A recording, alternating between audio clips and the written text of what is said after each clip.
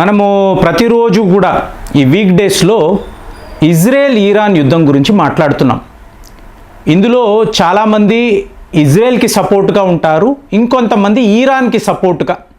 కానీ ఇప్పుడు మీరు ఇజ్రాయెల్ని చూసారు అనుకోండి, వాళ్ళు హిందూ రాష్ట్రము అయిన భారతదేశం దీనికి సపోర్ట్గా ఉన్నట్టుగా మనకు కనిపిస్తుంది. కానీ అదే ఇరాన్ని చూసారనుకోండి, ఒక ఇస్లామిక్ దేశము కాబట్టి వాళ్ళు మన హిందూ దేశాన్ని సపోర్ట్ చేయడం లేదు అన్నట్టుగా ఒక భావన. కానీ మరి మన ఫారిన్ పాలసీ చూసారనుకోండి, మనకు ఇజ్రాయెల్ ఎంత ముఖ్యమో ఇరాన్ కూడా అంతే ముఖ్యము, ఇద్దరూ కూడా ఆప్త మిత్రులు అన్నట్టుగానే మన ఫారిన్ పాలసీ ఉంటుంది. కానీ చాలామందికి వచ్చే డౌట్ ఏంటంటే, ఇరాన్ మనకు అంత ముఖ్యమా అంటే, ఇరాన్ అంటే నేను ఎన్నోసార్లు చెప్పాను, ల్యాండ్ ఆఫ్ ఆరియన్స్. మరి అలాంటిది ఇవాళ అది ఒక ఇస్లామిక్ దేశం కదా. ఇప్పుడు నన్ను ఫాలో అయ్యే ఎంతోమంది చిన్నారులు, స్కూల్ పిల్లలు, సో వాళ్ళు అడుగుతూ ఉంటారు, ప్రేమ్ సార్ నేను ఒక ముస్లిం అబ్బాయిని, మీరు అంటూ ఉంటారు ముస్లింలు అంటూ ఎవరు ఉండరండి, వీళ్ళందరూ కూడా కన్వర్ట్ అయిన హిందువులే, అంటే మీకు ఈ మహమ్మదియన్స్ వచ్చినప్పుడు ఇక్కడ నివసించిన హిందువులను వీళ్ళు కన్వర్ట్ చేశారు, అంటే మా తాతలు ముత్తాతలు అందరూ హిందువులేనా, తరువాత మేమందరం కూడా ఇస్లాం మతంలోకి కన్వర్ట్ అయ్యేమా అని అడుగుతూ ఉంటారు. సో అడుగుతున్నప్పుడు మీరు ఒక్కసారి వాస్తవాలను చూశారనుకోండి, దీని మూలాలంతా కూడా మీకు ఇరాన్ అనబడే పెర్షియా. చూడండి, అప్పట్లో మేము హోమం పెట్టినప్పుడు ఎంతోమంది ముస్లిం సహోదరులు అక్కడికి వచ్చారు. సో వాళ్ళ ప్రపోజల్ ఏంటి, ప్రేమ్ గారు మీరు కైలాస మానస సరోవర యాత్ర చేస్తున్నప్పుడు మమ్మల్ని తీసుకువెళ్ళాలి, సో మేము అక్కడ ప్రార్థనలు చేసుకోవాలి అని చెప్పి అక్కడికి వచ్చి చెప్పారు. తప్పకుండా అండి, సో ఎప్పుడైతే వెళతామో అప్పుడు అనౌన్స్మెంట్ చేస్తాము అని కూడా నేను చెప్పాను. అంటే ఇదంతా కూడా ఏంటంటే ఓటు బ్యాంక్ పాలిటిక్స్లో భాగంగానే కనిపిస్తుందండి. మరి ఈ పెర్షియా అనబడే ప్రస్తుత ఇరాన్, ఇది నిజంగానే ఒక ఇస్లామిక్ దేశమా? మరి మనము ఎందుకు ఇంతలాగా ఇరాన్కి సపోర్ట్గా ఉన్నాము? ఇదంతా మీరు చూసారనుకోండి, పెర్సిపోలిస్ అనబడే ఒక ప్రాంతం 1933లో ఇక్కడ మీకు తవ్వకాలు చేపట్టారు వెస్టర్న్ స్కాలర్స్, ఆర్కియాలజీ మీద ఇంట్రెస్ట్ ఉన్నవాళ్ళు.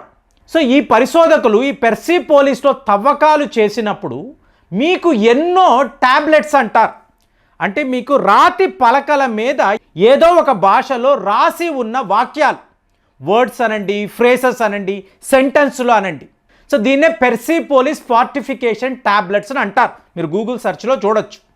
సో ఈ రాతి పలకలు తీసినప్పుడు అందులో ఏవో అక్షరాలలో మీకు ఎన్నో పదాలు, ఇది ఏం భాష ఎవరికి అర్థం కాలేదు.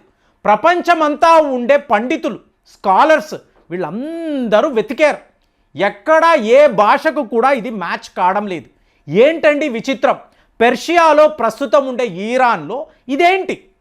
సో ఫైనల్గా కొంతమంది వేద పండితులు, సంస్కృతము తెలిసిన వాళ్ళు, వాళ్ళ చేతికి వచ్చినప్పుడు ఈ మ్యానుస్క్రిప్ట్ అంటే ఫోటో తీసి వీళ్ళకి పంపించినప్పుడు, ఇక్కడ బనారస్ యూనివర్సిటీ వాళ్లకు పంపించినప్పుడు ఇందులో ఉండే మాటలు, వాక్యాలు సంస్కృతానికి చెందినవి.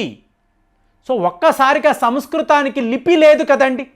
సో లిపి లేనప్పుడు ఆ మాటలు ఏమిటి, అర్థాలు ఏమిటని చూసినప్పుడు ఒక్క విషయం ఫ్రెండ్స్, ఇప్పుడు మీరు తెలుగు అన్నారనుకోండి, సంస్కృత భాషకు సంబంధించిన ఇన్ఫ్లుయెన్స్ చాలా ఎక్కువ ఉంటుంది, కన్నడలో కూడా ఎక్కువ ఉంటుంది, తమిళ్ మలయాళంలో తక్కువ ఉండొచ్చు. కానీ అదే మీరు ఒక జర్మనీ అనండి, గ్రీక్ భాష అనండి, లాటిన్ అనండి, అలాగే పెర్షియన్ భాష, వీటిని గమనించారు అనుకోండి, సంస్కృతానికి సంబంధించిన మాటలు చాలా చాలా ఎక్కువ ఉంటాయి. మీకు అక్కడ ఒక ప్రత్యేకించి యోగ కాలము అని అంటారు. యోగ కాలం అంటే ఏంటి, యుద్ధము లేని కాలం, వాడికి యోగం బాగుందిరా అంటే అర్థం ఏంటి, వాడు హ్యాపీగా ఉన్నాడు, హాయిగా ఉన్నాడు అని అర్థం. సో ఇదంతా ఎక్కడి నుంచి వచ్చింది, మీకు పెర్షియా నుంచి వచ్చింది అని చెప్పి చెప్తారు. ఇక్కడ రెండు విషయాలండి, మీలో ఎవరైనా చరిత్ర మీద, ముఖ్యంగా భారత చరిత్ర మీద ఇంట్రెస్ట్ ఉన్నవాళ్ళు, అవుట్ ఆఫ్ ఇండియా అని ఒక థియరీ ఉందండి, అలాగే అవుట్ ఆఫ్ ఆఫ్రికా అని ఒక థియరీ ఉంది. నా వరకు అవుట్ ఆఫ్ ఇండియా అనబడే థియరీని పూర్తిగా నమ్మే వ్యక్తి. ఒక్క ఆర్యన్ ఇన్వేషన్ తప్ప ప్రపంచంలో నివసించే మీకు ఈ ప్రపంచ ప్రజలు వీళ్ళందరూ ఒకప్పుడు భారత్ నుంచి వెళ్ళిన వాళ్ళే.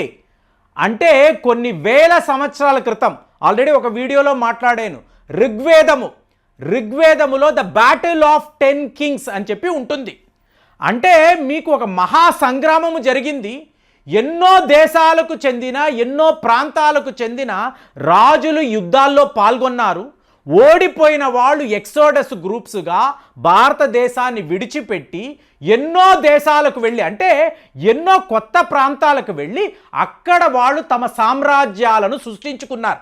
ఇందులో పెర్షియా, అలాగే ప్రస్తుతం మనం మాట్లాడుతున్న టర్కీ, దీనినే అనతోలియా అంటారు.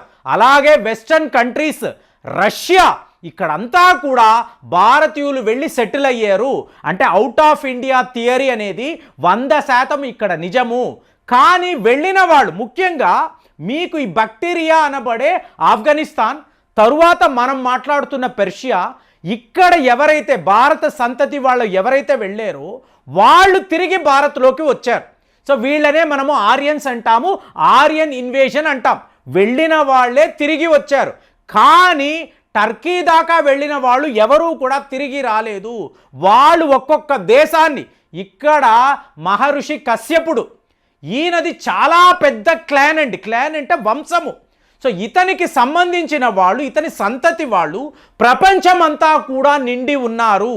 అలాగే అగస్త్యుడికి సంబంధించిన వంశస్థులు, వీళ్ళు కూడా ప్రపంచములో, ఇప్పుడు మీరు మొసపటోమియా అన్నారు అనుకోండి, మొసపటోమియాలో ఫర్ ద ఫస్ట్ టైం వ్యవసాయము చేశారు. 5000 సంవత్సరాల క్రితమే వీళ్ళు వ్యవసాయము చేశారు. అంటే భారత్ నుంచి పెర్షియా దాకా వెళ్ళి అక్కడ నుంచి ఈరాకుకు వెళ్ళిన భారత సంతతి ప్రజలు, వీళ్ళే అక్కడ వ్యవసాయం చేశారు.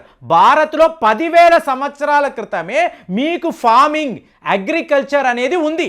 అందుకే ఇవాళ మీరు ఒక సిరియా అనండి, ఈరాక్ అనండి, ఇక్కడికి వెళ్ళారు అనుకోండి, రాముడి ఆలయాలు ఉంటాయి, దశరథుడి ఆలయాలు ఉంటాయి.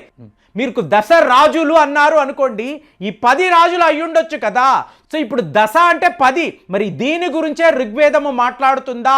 The battle of the 10 kings అంటే దశరథుడికి సంబంధించి. మళ్ళీ చెప్తున్నాను, దశ అంటే 10 కదా, మరి దశరథుడికి ఈ 10 కింగ్స్కి ఉన్న లింక్ ఏంటి? ఓవరాల్గా చూసారనుకోండి, ఈ పెర్షియాలో దొరికిన మీకు ఈ రాతి పలకలు, ఇందులో మీకు సంస్కృతము ఎలా వచ్చింది అంటే వేదకాలము, వేదాలు రాసిన వాళ్ళు ఇక్కడ కూర్చొనే వేదాలు రాశారా? తరువాత వీటిని పట్టుకొని వీళ్ళు భారత్లోకి వచ్చారా? వీళ్ళే సంస్కృతాన్ని భారత్కు పరిచయం చేశారా? పరిచయం చేయడం అంటే ఏంటి? వీళ్ళందరూ కూడా ఆఫ్ఘనిస్తాన్, పెర్షియా సరిహద్దుల్లో నివసించిన వాళ్ళ. అంటే జోరస్త్రా అంటాము చూసారా, మీకు జింద్ అజూరా అని అంటారు చూసారా, అంటే ఇది ఒక పవిత్ర గ్రంథము. ఇందులో కూడా మీకు సంస్కృత పదాలు, సంస్కృత భాషకు చెందిన ఎన్నో వాక్యాలు, అలాగే దీని యొక్క సంస్కృత భాష యొక్క ప్రభావం చాలా ఉండడంతో అక్కడ ఉన్న వాళ్ళు తరువాత కాలంలో ఇస్లాం మతంలోకి బై ఫోర్స్ కన్వర్ట్ అయ్యారు. అంటే ఈ లెక్కన ఇజ్రాయెల్లో నివసించే వాళ్ళు ఎక్సోడస్ గ్రూప్స్గా వెళ్ళి అక్కడ వాళ్ళు సెటిల్ అయ్యారు. అలాగే పెర్షియాలో నివసించే ప్రజలు కూడా భారత్ నుంచి వెళ్ళి కొన్ని వేల సంవత్సరాల నుంచి భారత్కు పెర్షియాకు ఉన్న కనెక్షన్ని మీరు చూసారనుకోండి, అక్కడ ఉన్నవాళ్ళు కూడా భారతీయులే. ఇప్పుడు మీరు చూసారనుకోండి, సైప్రస్ ద గ్రేట్ అని అంటారు. ఇతనిని మీరు పెర్షియాలో చూసారనుకోండి, కురు అంటారు. ఇప్పుడు కురు అంటే ఎవరు? శివుడు అని అర్థం. అంటే కురవా జాతికి చెందినవాడు. ఇందులో నుంచే గురు అనబడే మాట వచ్చింది, ఖురాన్ అనబడే మాట వచ్చింది. సో ఇవన్నీ మీరు చూసారు అనుకోండి, టోటల్గా ఒక సంస్కృతం యొక్క కనెక్షన్. కాబట్టి ఈరాన్ ఇవాళ ఒక ఇస్లామిక్ దేశంగా ఉండొచ్చు, కానీ అక్కడ నివసించే ప్రజలు మాత్రము 100% భారతీయులే. ఇది తెలిసే మనము ఈరాన్ని వదులుకోలేకపోతున్నాము. సో ఈ నిజాన్ని మనం తెలుసుకున్నాం అనుకోండి, ఇజ్రాయేలు మనకి ముఖ్యమే, ఈరాను మనకు ముఖ్యమే. ఇంకా చెప్పాలి అంటే ప్రపంచంలో ఉన్న దేశాలంతా కూడా 40,000 సంవత్సరాల క్రితము ఆస్ట్రేలియా అనబడే ఆస్ట్రేలియా, అక్కడ ఉండేవాళ్ళు మన వాళ్ళే. అలాగే అమెరికా అనబడే అమెరికా, సో వాళ్ళు మన వాళ్ళే. వసుదేక కుటుంబకం అనేది అందుకే మన వాళ్ళు సంస్కృతంలో చెప్పారా?